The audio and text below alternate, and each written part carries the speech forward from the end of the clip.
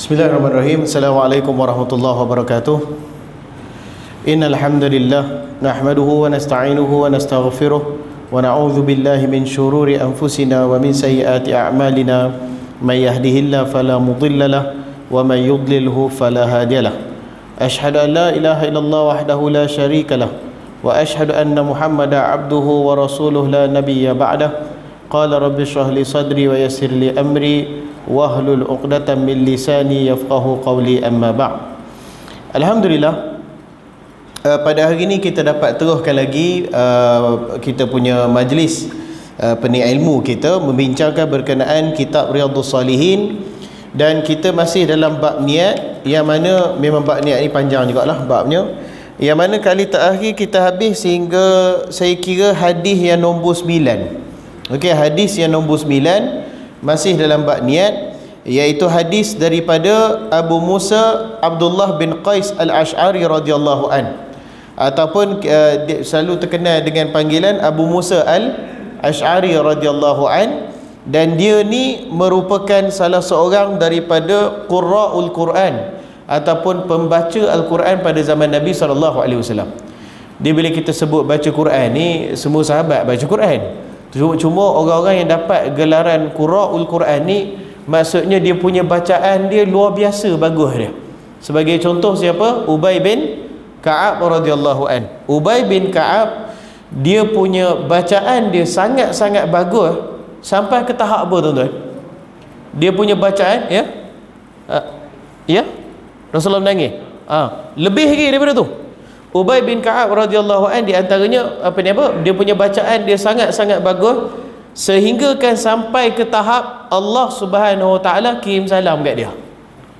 Itu dia punya dia punya level dia tu. Okey, jadi sahabat yang sehingga Allah kirim salam ni tak ramai tuan-tuan. Antaranya siapa? Aisyah radhiyallahu anha. Lagi siapa lagi? Khadijah binti Khuwailid radhiyallahu anha. Okey, dan antaranya lagi yang kita tahu ni adalah Ubay bin Ka'ab radhiyallahu an.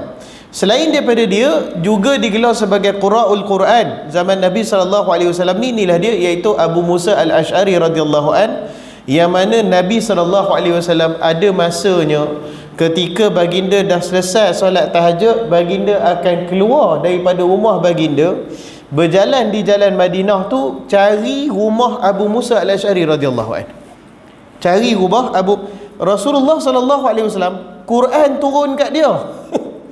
Quran turun dekat Nabi SAW. Tapi maknanya dia ni baca punya bagus lah, sampai Nabi SAW cari dia. Kata Rasulullah SAW pada Abu Musa Al-Ash'ari radhiyallahu an, dia kata, kamu tak sedar semalam saya keluar, saya cari rumah kamu. Dia kata, ini satu benda yang saya pun insaf berkenaan perkara ni, banyak kita kena perbaiki perkara ni, terutamanya diri saya lah. Kata Nabi SAW, saya keluar ke bandar Madinah, saya tak tahu rumah keluarga Ash'ari ni, saya tak tahu kat mana, dia kata. Saya tak tahu.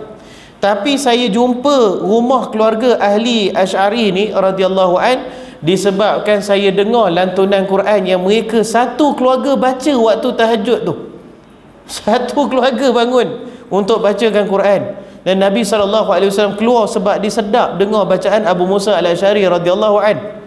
Sehingga kan satu hadis yang lain, Nabi SAW sebut, sungguh kamu ni Abu Musa, kamu telah diberikan oleh Allah Subhanahu Wa Taala, suara kamu ni macam salah satu daripada serulingnya Nabi Daud alaihi salam.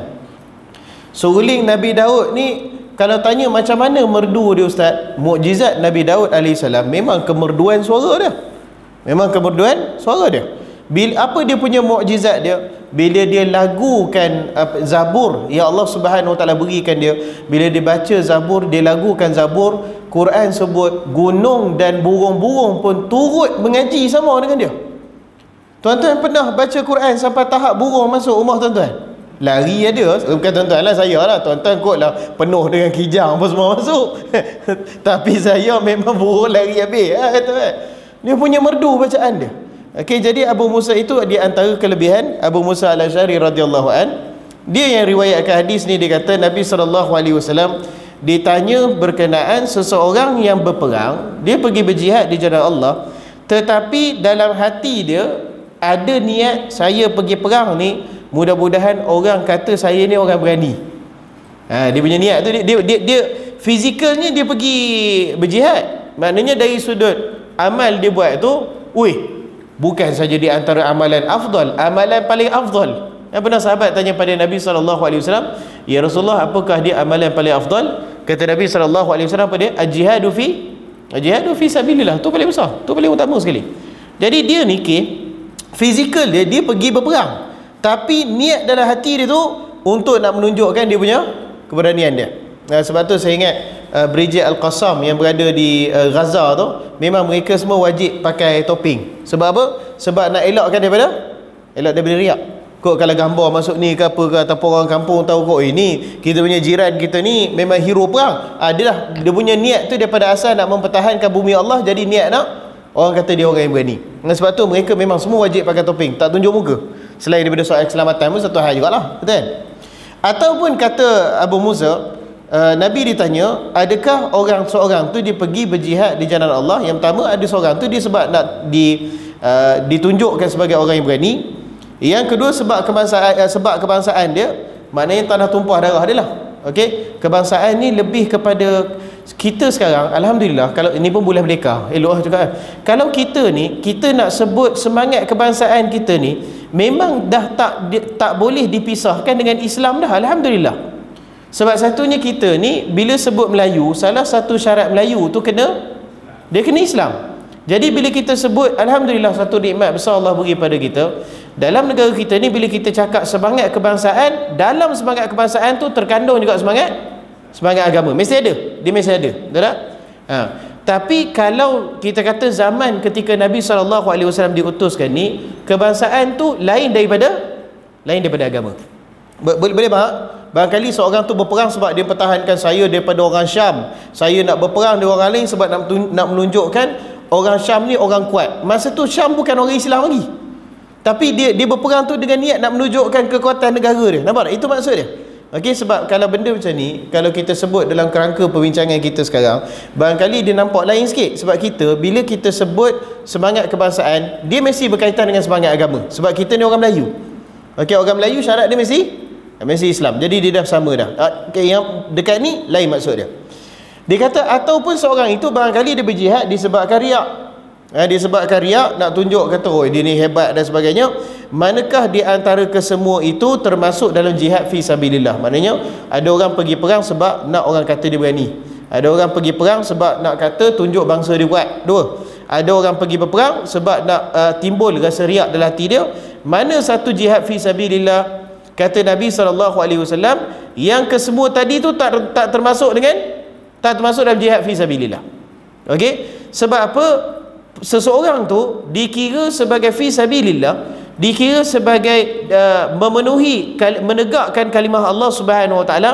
Memang niat dia pergi berperang dan dia pasang niat dia tu untuk menegakkan agama Islam ini. Kata Nabi SAW, itu dia fi sabilillah. Okey, sebab tu untuk kita pun tuan-tuan, masalah niat ni itulah selalu saya sebut dalam mazhab Syafi'i memang sangat-sangat menekankan perkara ni sebab penting. Boleh jadi kita dah buat benda yang besar, contohnya kita datang, kita buat perkongsian ilmu kan, ataupun tuan-tuan datang ke masjid solat berjemaah, kemudian duduk mendengar bincangkan berkenaan perkara ilmiah macam ni. Benda tu kecil ke besar? Besar tu. Yang ni pun termasuk dalam fi sabilillah juga, cuma bukan berperang lah, tapi fi sabilillah dalam bentuk apa? Dalam bentuk keilmuan, dalam bentuk ilmu, dalam bentuk ilmiah. Perkara buat tu dah besar dah. Tapi kalau kita ni tersilap sikit, setengah langkah, niat hati kita tu pergi lain, tak dapat pahala tu. Tu cerita dia. Okey, sebab tu memang Nawawi rahimahullah dalam bab niat ni memang masukkan banyak hadis dalam ni, disebabkan dia betul-betul nak tekankan ni. Semua amalan, bahkan amalan yang sebesar-besar amalan, seperti contoh berjihad di jalan Allah pun, kalau niat dia tak betul, tak dapat pahala ibadah tu. Dia pergi berperang kosong je lah. Dia pergi berperang, itu kata Nabi SAW, kalau seorang itu berhijrah disebabkan ada perniagaan yang dia nak kejar, ataupun ada wanita yang ingin dinikahinya, maka dia punya hijrahnya dapat waktu je lah, tak dapat pahala berhijrah kerana Allah Subhanahu Wa Taala. Okey, jadi sebab tu memang dari segi niat ni Allah, memang saya pun kebelakangan ni saya ingat dalam 3-4 bulan ni memang kalau nak turun mengajar pun memang saya baca, memang saya mengajar ni pergi niat kerana Allah Subhanahu Wa Taala. Sebab kita takut kalau niat kita tu lari tak dapat pahala tu.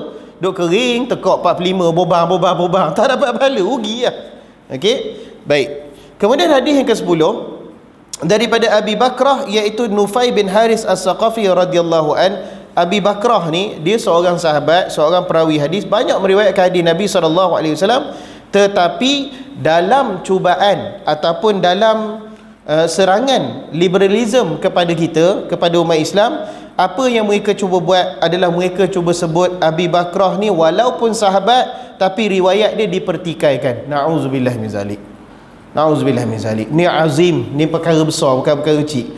Sebab apa Ustaz mereka nak nafikan riwayat Abi Bakrah? Sebab Abi Bakrah merupakan satu-satunya perawi hadis yang meriwayatkan Nabi SAW sebut tidak berjaya suatu kaum yang menyerahkan urusannya kepada apa? Tidak berjaya suatu kaum yang menyerahkan urusannya kepada seorang apa? Sambung sikit. Saya tak pernah dengar saya hadis tu. Tidak berjaya suatu kaum yang menyerahkan urusannya kepada seorang wanita. Okey, tidak berjaya suatu kaum yang menyerahkan urusannya pada wanita. Aisyman, apa maksudnya kat situ? Bukan maksud wanita tak boleh pegang jawatan, tak. Sebab jawatan kalau kita tengok dalam Khulafa' Ar-Rasyidin pun ada wanita yang megang jawatan. Bukan tak boleh pegang jawatan, tak. Tetapi tak boleh jadi ketua umum. Okey, tak boleh jadi Perdana Menteri, tak boleh jadi apa? Presiden. Yang pegangan umum, yang urusan kenegaraan tu diserahkan pada dia, tak boleh.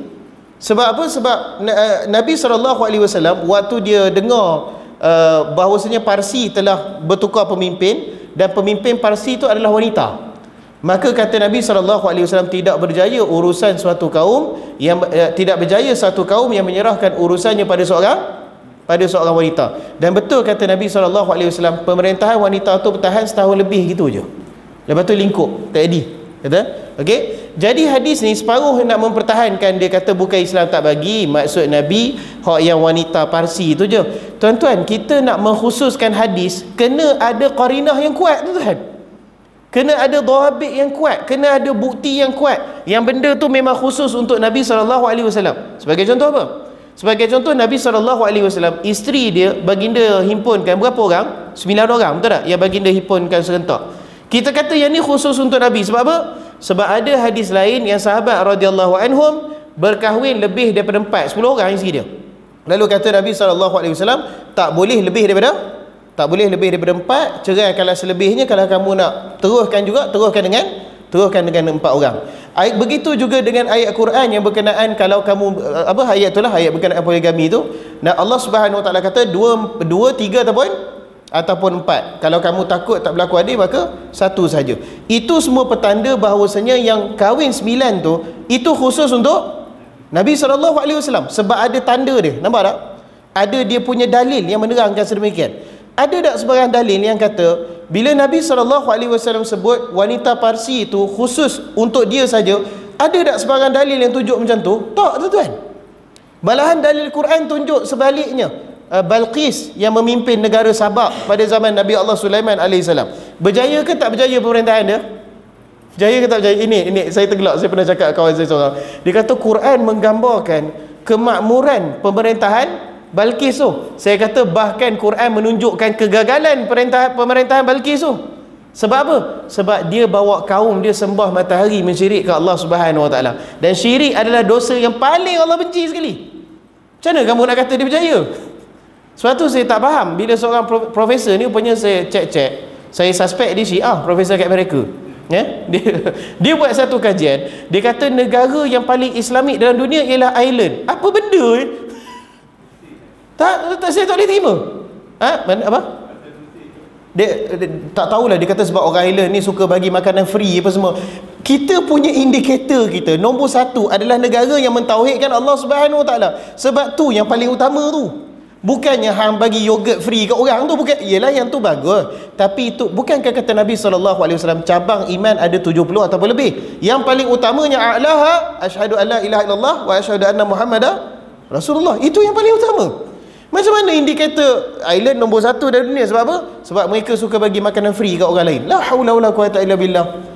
Mangkuk profesor, bukan semua profesor betul ya, kata kan? Itu dia punya ukuran dia. Okey. Jadi balik pada hadis tadi, Nabi SAW sebut tu, pada saya memang betul lah, wanita memang tidak boleh jadi ketua umum. Dia ada bahagian, malahan ada bahagian pekerjaan yang memang lebih sesuai wanita daripada lelaki. Yang tu pun kita akui. Sebagai contoh apa? Doktor sakit puan, betul tak? Doktor sakit puan, afdal lelaki ke perempuan? Orang perempuan lah sama dia. Afdalnya sedemikian lah. Ni dalam bab pendidikan kanak-kanak, terutamanya prasekolah, betul tak? Prasekolah, sekolah rendah, afdalnya lelaki perempuan? Katanya saya perempuan, saya sebagai orang lelaki pun saya tak kerti jaga budak-budak 4, 5, 6 tahun. Tapi orang perempuan ni dia ada sifat keibuan, itu dia sabar kan? Dalam kelas tiba-tiba bau pasal apa? Dah melepas dalam kelas dia basuh. Kalau kita pelapar macam tu. Ada carrier-carrier yang memang memerlukan pada wanita. Tu tidak dinafikan. Sebab tu wanita ada tempat dia. Kalau dia nak kerja, kalau ada keperluan, ada tak tempat dia? Ada tempat dia. Yang tak boleh, yang maksud Nabi SAW tu adalah ketua umum. Ketua hak duduk pejabat tu paling tinggi dia. Hak tu tak boleh. Kita tengok banyak kegagalan berlaku sebab ni. Tuan-tuan tengok Perdana Menteri, Prime Minister New Zealand sekarang, perempuan. Saya mengucap panjang baca berita lebih kurang 5 bulan lepas. Dia ni dah bersekedudukan dengan seorang lelaki. Saya ingat suami, kotlah kalau kamu tu dah peringkat Perdana Menteri, tunjuklah perangai senonoh sikit. Kamu Perdana Menteri sebuah negara dalam dunia. New Zealand pula bukannya negara orang tak kenal. Kot kalau kita sebut Mauritius ke apa, mungkin orang tak kenal kot. New Zealand rupanya dia umur masa tu, dia kata dia punya majlis perkahwinan ni ditangguh dulu sebab COVID-19. Rupanya dia dah duduk dengan lelaki tu dan dah ada anak dah pun. Kamu tahap Perdana Menteri, paling kurang senonoh lah sikit, kahwin elok-elok apa semua. Perdana Menteri boleh buat perangai ada anak haram lagu tu. Ini memang tak jadi sungguh. Okey, jadi balik pada tadi, Abu Bakrah radhiyallahu anhu meriwayatkan hadis ni, bahawasanya dia kata Nabi SAW sebut sedemikian, maka cubaan puak-puak liberal untuk nak menangkih kata Islam bagi, kalau perempuan nak jadi khalifah pun boleh, melampau gila kata. Okey, apa yang mereka cuba lakukan? Mereka kata Abu Bakrah radhiyallahu anhu ni dia adalah sahabat tapi hadisnya tak dapat diterima. Ini satu tindakan yang sangat gelojoh. Sebab apa? Sebab Abu Bakrah bukan satu hadis je diriwayat.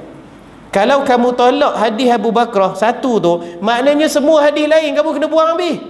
Maknanya sahih ni, hadis ni yang dalam bab yang kita nak baca ni diriwayatkan oleh Abu Bakrah ni, diriwayatkan bersama oleh Bukhari dan Muslim. Awak Bukhari Muslim tak tahu ke Abu Bakrah ni siapa? Nampak tak? Ini benda-benda yang orang yang serangan liberal tu satu hal, tuan-tuan. Kemudian orang yang kononnya nak menangkis liberal tu pun lah dia jadi liberal. Dia nak tangkis liberal, tapi disebabkan kekurangan ilmu. Disebabkan kekurangan ilmu, kekurangan kemahiran, apa jadi? Daripada dia mempertahankan Islam, jadi terjun dia pula pergi jadi liberal. Antara tindakannya apa? Dia kata Abu Bakrah, mereka kata Abu Bakrah radhiyallahu an, hadis dia tak dapat diterima. Subhanallah. Riwayat Bukhari dan Muslim bersama. Okey, gara-gara sebab hadis tu, hadis perempuan. Satu tu hadis wanita tak boleh jadi ketua, nak tolak habis semua. Hadis Abu Bakrah radhiyallahu an. Kita jangan buat perangai gini, tuan-tuan. Jangan buat perangai macam ni. Hadis Nabi SAW yang telah diterima pakai oleh ulama, termasuk Bukhari dan termasuk Imam Bukhari dan Muslim. Dia wallahu alam. Okey. Balik pada sini, Abu Bakrah radhiyallahu anhu meriwayatkan bahawa Nabi SAW bersabda, dia kata apabila dua orang muslim berhadapan dengan pedangnya masing-masing, maka yang membunuh dan yang terbunuh kedua-duanya masuk neraka. Hadis penting, wallah. Hadis ni di antara hadis usul lah kita tahu.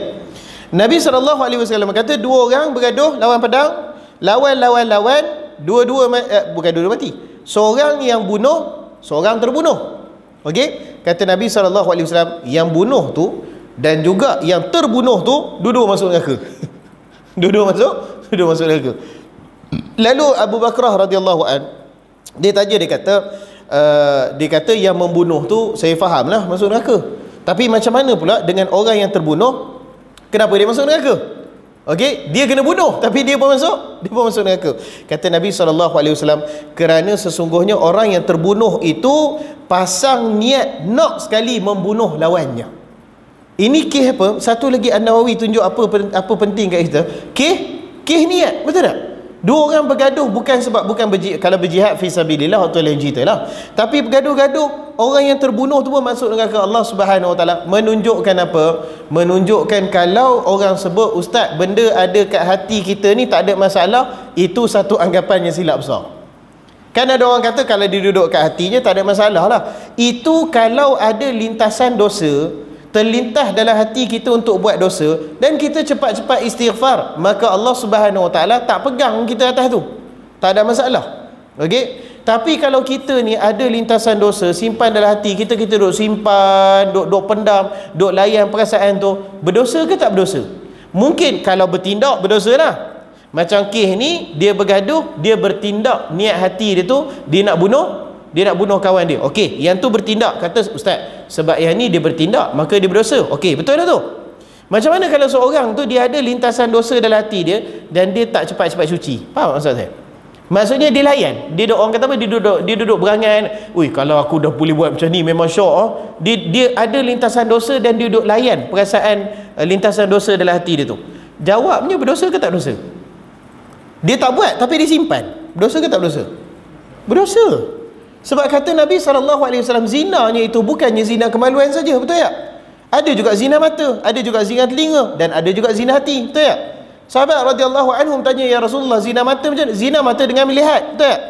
Zina telinga dengan mendengar, dan zinanya hati dengan menginginkan, menunjukkan perkara dalam hati. Dia jangan fikir saya duduk dalam hati je, tak apa, saya tak buat, Tuhan tak marah. Jangan tuan-tuan, jangan. Tak, saya jumpa ada orang cakap macam tu, jangan.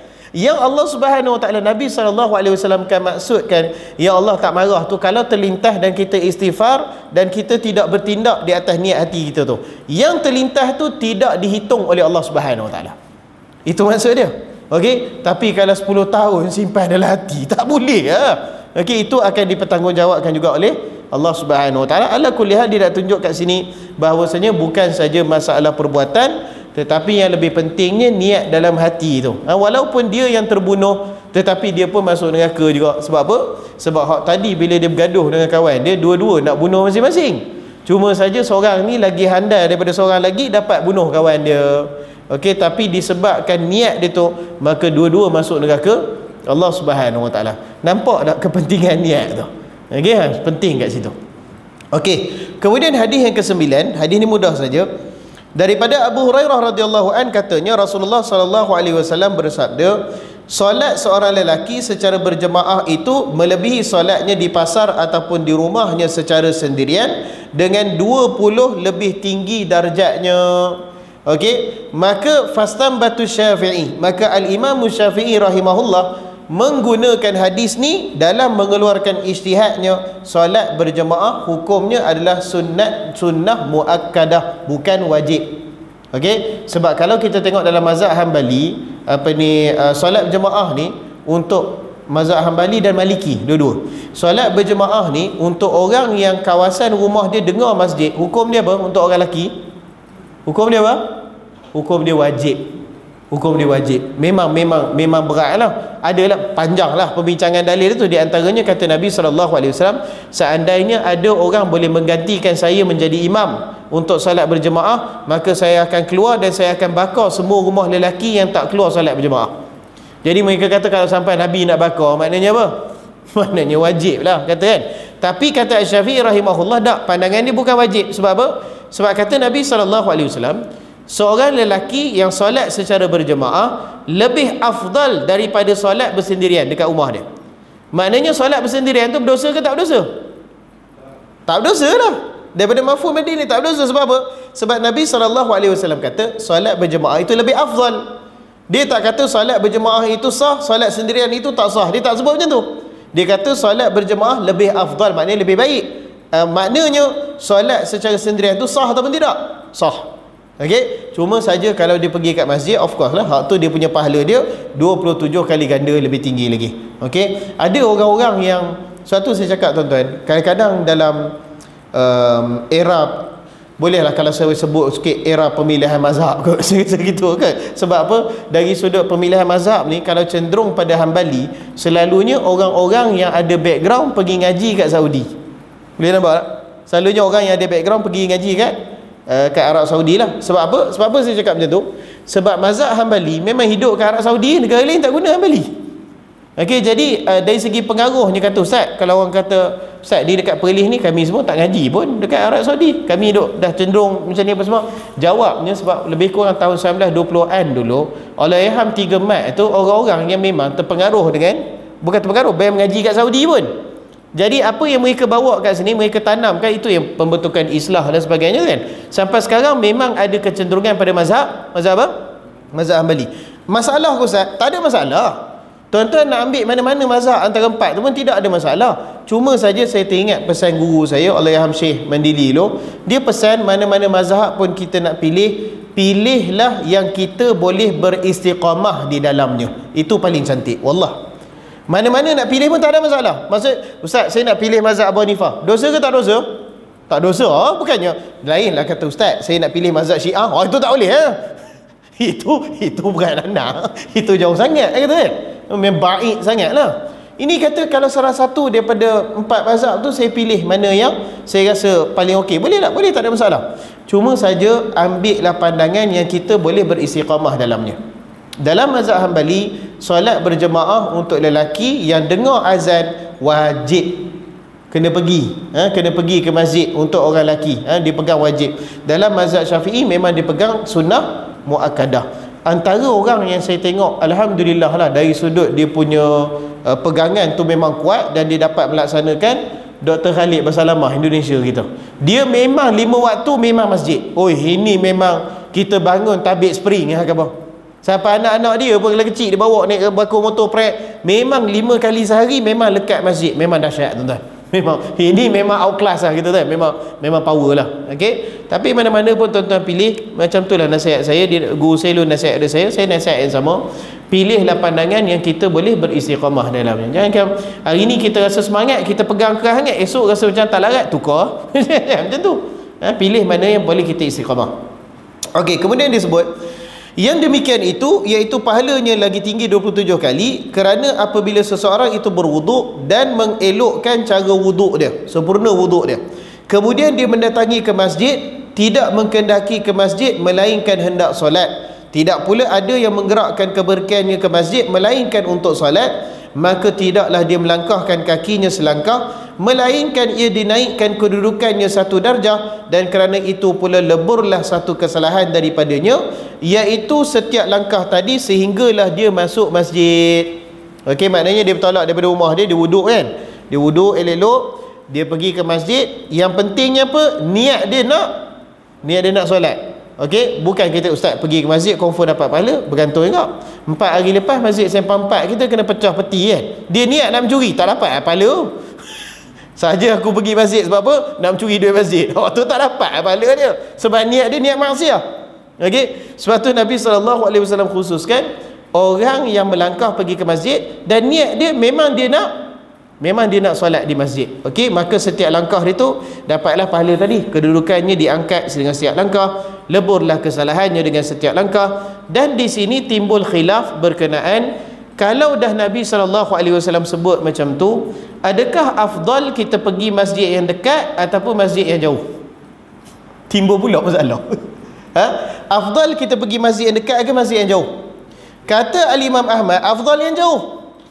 Kenapa? Sebab dia ambil kata Nabi SAW, dia pergi ke masjid dan tidaklah dia melangkah melainkan kedudukannya diangkat dan leburlah kesalahan dengan setiap langkah. Maknanya makin jauh makin tinggi, betul tak?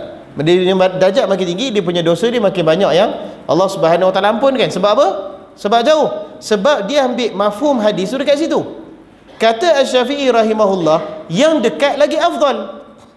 Kenapa dekat lagi afdal? Sebab dia ambil mafhum hadis solat berjemaah tu. Jadi kalau masjid yang lebih dekat, lebih senang kita solat jemaah 5 waktu, sayakunu afdal, lebih afdal. Jadi tuan-tuan nak ambil mana? Ini benda-benda yang selalu saya sebut kalau kita sebut bab khilaf ni. Kadang-kadang ada orang, ialah mungkin dia pun dalam peringkat bacaan juga kan, kita ajar-ajar khilaf, dia kata Ustaz sekarang ni saya tak mau sikit khilaf, saya nak tahu Nabi buat mana. Nabi sebut macam ni dia tak kata. Kalau dia kata secara jelas kat sini, habis cerita. Masalahnya dia sebut macam ni, sebahagian ulama nampak lagi jauh lagi bagus. Sebahagian ulama nampak hak yang dekat dengan dia punya rumah, qaryah dia lebih afdal. Okey, saya ingat dekat sini dekat Perlis pun, antara uruf yang saya nampak adalah beberapa masjid kat pernah sembang saya, afdal kalau tanya saya masjid dalam ahli qaryah sendiri. Sebab ahli qaryah ni dia akan kenal sama sendiri. Betul tak? Dia akan kenal sama sendiri. Bila dia kenal sama sendiri tu, banyaklah dia punya manfaatnya. Antaranya kalau susah-susah, memang orang mudah nak tolong. Sebab siapa dia ni? Dia ni hak selalu main masjid kita tu, orang kenal. Okey, dan begitu juga saya suka baca sokongan pada hadis ni dengan saya suka baca serentak dengan kata Nabi SAW, sesiapa tidaklah seorang Muslim itu meninggal dunia dan dia disolatkan oleh 40 orang yang tidak pernah mensyirikkan Allah Subhanahu Wa Taala, melainkan jenazahnya pasti diampunkan Allah Subhanahu Wa Taala. Okey, saya ulang balik hadis tu. Kata Nabi SAW, tidak ada seorang Muslim yang meninggal dunia dan disolatkan oleh 40 orang yang tak pernah mensyirikkan Allah Subhanahu Wa Taala, melainkan jenazah dia akan diampunkan. Yang kemungkinan besarnya orang yang hadir untuk solat jenazah dia selalunya orang yang rajin pergi masjid, sebab orang kenal. Betul tak? Kata ni meninggal dunia, siapa? Kawan kita hok selalu solat. Yang tu orang akan kemungkinan besar lebih pergi lagi banding dengan orang ni meninggal dunia. Siapa dia ni? Sebut nama, tak pernah dengar pun. Ada main kat masjid? Tak pernah main. Rumah mana? Rumah kat sini Celah. Ada rumah Celah tu. Kita tanya balik lagu tu. Mana kita tak kenal dia. Okey. Dan kata Dr. Naim, hadis-hadis itu juga menunjukkan isyarat bahawasanya fadilat orang yang meninggal dunia dan dia mendapat hasil usaha kehidupan dunia dia, dia berusaha untuk mendapatkan sahabat-sahabat yang soleh. Okey, dia berusaha mendapatkan sahabat-sahabat yang baik, dan sahabat yang baik ni paling besar kemungkinan kita jumpa kat mana? Kat masjid lah. Okey, jadi disebabkan tu kalau masjid dekat, ahli qaryah semua kenal, kita pun mudah pergi 5 waktu dan sebagainya, saya lebih pada pandangan itu yang lebih afdal. Okey, tapi kalau tuan-tuan nak ambil pandangan lebih jauh pun tidak ada masalah. Macam saya cakap lah, cuma saja lebih baik kalau kita pilih pandangan tu, hendaklah kita beristiqamah dengan tu. Okey, sebagai contoh Ustaz, saya kata paling jauh lagi bagus. Saya kalau 5 waktu saya suka pergi masjid Sanglang sana, silakan. Sandang sana tu lalu jalan ni straight pergi. Saya 5 waktu memang saya nak dapat, kalau mampu istiqamah pegang silakan, tak ada masalah. Okey, dia hak jangannya macam mana? Dia kata masjid ni afdal pergi jauh, bukan pergi dekat. Cek dia masjid pun tak pi, hak tu lingkup lah. Yang ni berat nandang kata. Nak mengata memang power sangat, sekali dia sendiri buat pun relax, tak nak buat apa kata kan. Hak yang tu paling tak bagus. Okey, wallahu alam. Baik, kemudian disebut sini, apabila dia telah masuk ke dalam masjid, maka dia memperolehi pahala seperti dalam keadaan solat, selama mana solat itu yang menyebabkan ia bertahan dalam masjid tadi, dan para malaikat mendoakan untuk mendapatkan rahmat atas seseorang daripada kamu semua selama mana dia berada di tempat dia solat. Yang ni pun kalau kita tengok dalam mazhab Hambali pun, sehinggakan dia sebut kalau boleh lepas solat itu pun jangan mengesut ke belakang ataupun ke depan sampai tahap tu. Sebab tu Ibn Rushd menyenaraikan mazhab Hambali ni lebih pada mazhab Zahiri. So Nabi kata lepas solat dan duduk tempat solat tu, maksudnya duduk tempat solat tu dan sambung berzikir pada Allah Subhanahu Wa Taala, itu afdal. Okey, nak buat ke Ustaz? Tak ada masalah nak buat, kita nak ambil zahir hadis tu tidak ada masalah. Cuma kadang-kadang tengok kesesuaian juga. Kalau soft tu ketat sangat, mana kita lepas habis solat pun baru dah gitu kan, tak apalah. Okey, tapi kalau mampu, kalau rasa macam duduk kat tempat tu memang selesa untuk semua orang, afdal, sebab dia lebih memenuhi kepada maksud asal hadis tu. Okey, wallahu alam. Tapi bukanlah kita kata kalau bangun tu hilang pahala, dak lah kata. Tapi dia afdal lepas solat tu duduk tempat yang sama. Saya ingat satu hadis kata Nabi SAW, pada hari Jumaat, bagi disebut pada sahabat, pada hari Jumaat ada satu waktu yang mana kalau kamu berdoa tepat kena pada waktu tu, doa kamu pasti diterima oleh Allah Subhanahu Wa Taala. Lalu sahabat radhiyallahu anhum tanya, bila waktu tu? Kata Nabi SAW, setelah daripada solat asar. Lalu kata sahabat radhiyallahu anhu, mereka kata, tapi ya Rasulullah, lepas solat asar tak ada solat sunat dah. Maknanya untuk nak kejar waktu tu, nak solat sunat, nak doa dan sebagainya kan, tak ada dah. Kata Nabi SAW, sesiapa yang masih duduk di tempat solat dia, maka Allah Subhanahu Wa Taala akan mengira dia masih dalam keadaan solat. Maknanya afdal kalau siapa yang mampu lepas solat asar hari Jumaat tu duduk kat situ, dah banyak berdoa pada Allah Subhanahu Wa Taala. Okey, sebab kalau kena waktu dengan waktu ditetapkan Allah tu, doa kata Nabi SAW pasti akan makbul. Okey. Kalau nak confirm lagi, duduk kat situ sampai maghrib, confirm dapat. Sebab lepas asar sampai maghrib confirm lah ada waktu tu kena kan. Orang dah azan maghrib baru bangun. Itu kena. Itu confirm. Insya-Allah memang dapat. Okey.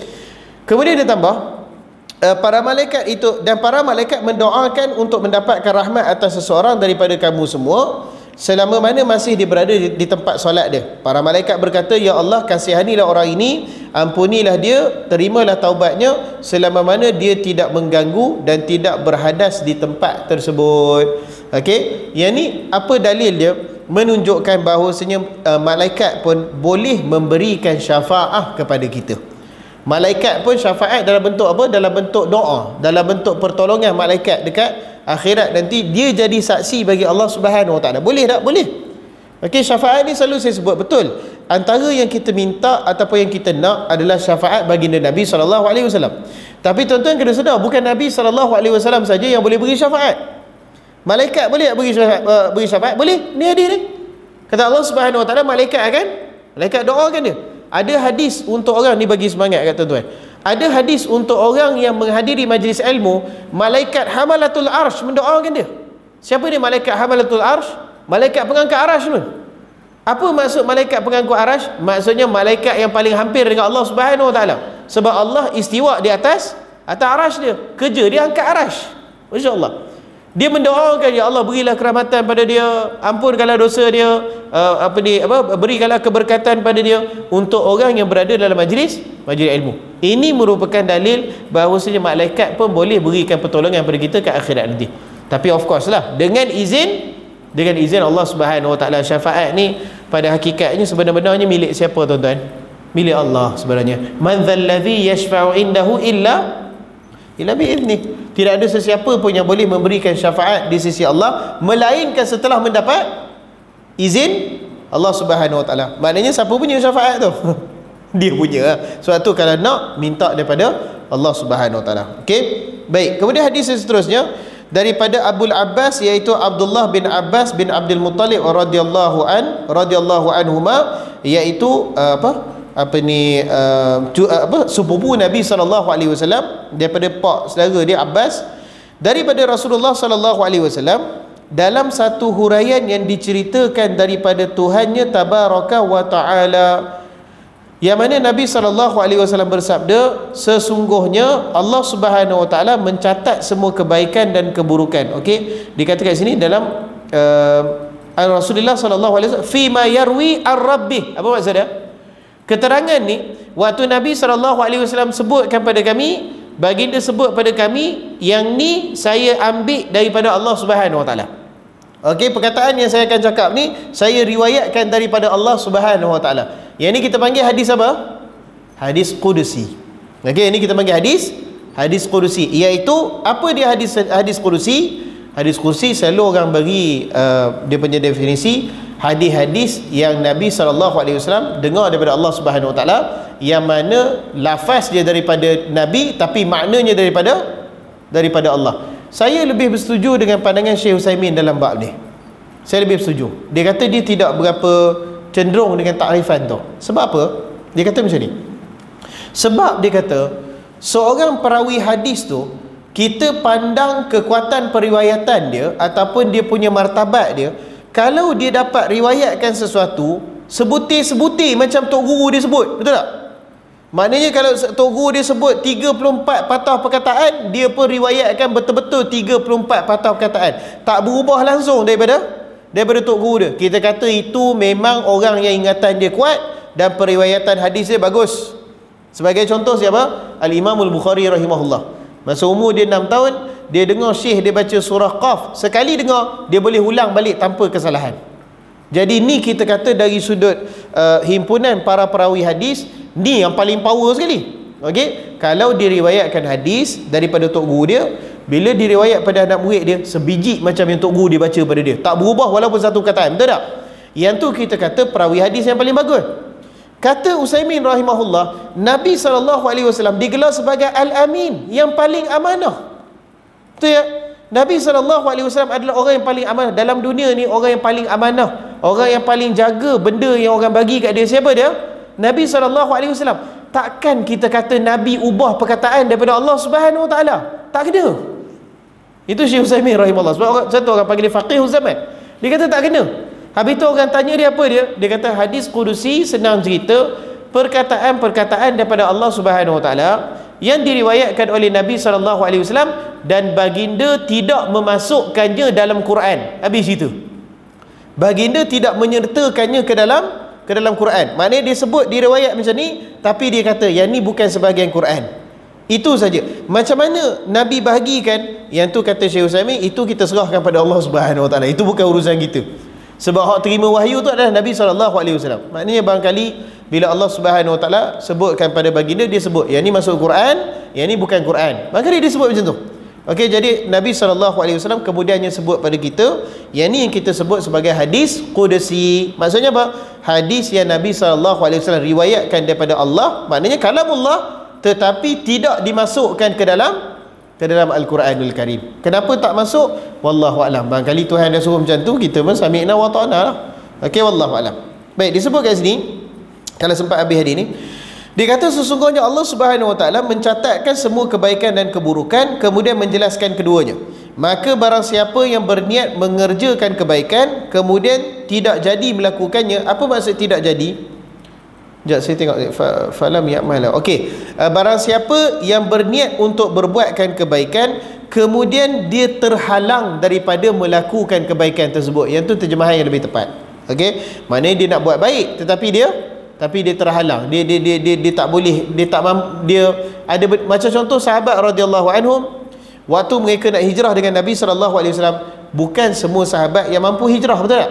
Macam contoh Abu Jandal radhiyallahu an, dia nak hijrah ikut Nabi SAW, tetapi ayah dia pergi ikat dia tambat bawah rumah dia, ikat dengan besi tu, dan memang pak dia tak lepas dia daripada hijrah Nabi SAW, daripada tahun hijrah sampailah terjadinya perjanjian Hudaibiyah pada 6 hijrah. Berapa tahun tu tuan-tuan? 6 tahun kena tambat. Ya Allah ya Tuhanku, kata siapa tambat dia? Pak dia sendiri. Jadi dia ni, dia nak buat baik hijrah ikut Nabi, nak, tetapi dia terhalang. Itu masalah dia. Okey, orang yang berniat untuk berbuat kebaikan kemudian dia terhalang daripada melakukannya, maka Allah Subhanahu Wa Taala mencatatkannya sebagai satu kebaikan yang sempurna di sisinya. Sebahagian ulama akidah kata pahala apa tu Ustaz? Pahala niat dia. Niat baik tu sendiri dapat pahala. Okey, dan barang siapa yang berkehendak mengerjakan kebaikan kemudian dapat melakukannya, maka Allah mencatatkan baginya 10 kebaikan di sisinya. Maksudnya apa? Niat baik dia dapat pahala, dan amal perbuatan tu pun dia dapat pahala juga. Apa-apa pun niat tu free, betul tak? Kita niat nak buat baik, sekalipun terhalang, yang tu pun diberikan ganjaran oleh Allah Subhanahu Wa Taala. Okey, tetapi kita kena ingat, kalau nak dapat ganjaran tu kena kita terhalang. Okey, bukannya kita saja batal. Saja batal tak dapat tuan-tuan. Kok-kok lah nak main kat masjid, kata hari ni bawa duit lebih sikit lah, bawa RM10 bagi kat masjid kan. Jalan nak masuk pintu masjid, tengok masjid ni cat dah lawa dah, tak payah bagi banyak kan. Dia batal kan niat dia? Tadi dah bawa dah RM10, tengok masjid macam dah kaya, ada pokey kata kan. Handsome punya semua orang main kat sini, kata dia pun batalkan niat dia. Dapat pahala? Tak dapat lah. Sebab dia bagi batal kan. Yang dapat pahala tu adalah orang yang teruskan kemudian dia terhalang. Apa contoh terhalang? Barangkali dia lupa. Barangkali balik-balik rumah tengok duit dah RM10 dalam kocik, lupa nak bagi. Saya pernah cerita kat sini, ada satu kisah. Orang tanya saya tak boleh lupa, dia punya lucu kisah dia. Dia kata, Ustaz, saya ni balik daripada masjid, isteri saya pesan beli lauk. Jadi saya pun bawa RM10 untuk masjid, saya nak beli lauk, buka tengok tak ada duit kecil, saya bawa RM100. Jadi dalam kocik dia tu ada RM10 dengan RM100. Dia pun pergi masjid solat Jumaat. Dia pergi masjid solat Jumaat, nampak peti tu, dia kata dia pun masuk kocik dia, dia masuk dalam tu. Dia pun pergi kedai nak beli lauk. Dia pergi kedai nak beli lauk, seluk-seluk tangan dia buka RM10. Dia bagi kat masjid berapa? Dia bagi masjid kat RM100. Niat dia nak bagi RM10. Dah tak ada duit nak beli lauk. Dia kata, Ustaz, boleh tak saya balik kat masjid minta boleh buka? Saya silap bagi. Boleh ke tak boleh? Jawabnya dari segi boleh tu boleh lah, tak berdosa. Sebab niat dia memang nak bagi RM10, tetapi dia melibatkan maruah orang Islam lah. Afdalnya kalau dia halalkan, kata ya Allah ganti kalau dengan yang lain, insya-Allah Allah Subhanahu Wa Taala akan bagi yang lain kat dia. Itu afdal. Tapi kalau dia nak pergi minta juga, kata ustaz saya memang tak ada duit, memang habis duit, gaji bulan ni habis kat situ tak apalah, boleh cuma malu kata habis tak siap, boleh tolong tak bukan apa, saya silap bagi RM10 bagi 100 kat situ, malulah kata, maruah orang Islam. Okey, wallahu alam. Saya ingat sampai situ aja, insya-Allah tak ada akan melintang. Minggu depan bulan depan kita sambung. Sallallahu alaihi Muhammad wa alihi wasallam. Assalamualaikum warahmatullahi wabarakatuh.